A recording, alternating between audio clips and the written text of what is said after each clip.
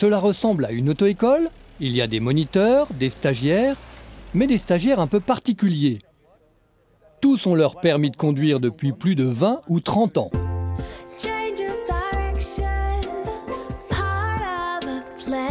Nous sommes à Egbolsheim, près de Strasbourg. Aujourd'hui, ils sont une dizaine de salariés d'une grande entreprise de services à participer à une formation à l'éco-conduite, un mode de conduite qui permet de limiter la consommation de carburant et les émissions de CO2.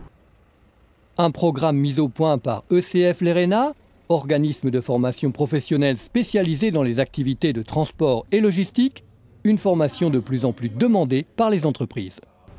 Et toute la chaîne dont vous a parlé Karim tout à l'heure. Non, c'est pas... Le technicien joignable. Il y a une prise de conscience générale du monde de l'entreprise par rapport aux objectifs du Grenelle de l'environnement, qui sont de baisser en fait les consommations de dioxyde de carbone d'ici 2020 de 20%. Un objectif difficile à atteindre, mais la généralisation de l'éco-conduite peut y contribuer efficacement, à condition d'être prêt à bouleverser ses habitudes de conduite. Démonstration. Lorsque tu lâches l'accélérateur, tu coupes les injecteurs, donc automatiquement tu économises du carburant. D'accord. D'accord. D'accord. Ensuite, fais plus attention au compte tour minute, et pour le véhicule diesel, tu vas essayer de rester entre 1500 et 2000 tours minute. D'accord. Et le démarrage, fais-le à l'embrayage. Simplement avec l'embrayage. Tac, tu mets le clignotant. Voilà. Et là, tu mets une petite accélération. Tac, deuxième. Bien. Tu vois, là, c'était déjà un peu trop haut. C'est déjà trop haut, ouais. Tac, troisième déjà. Voilà. Tu vois, tu es en bas régime, mais pas en sous-régime. Ouais.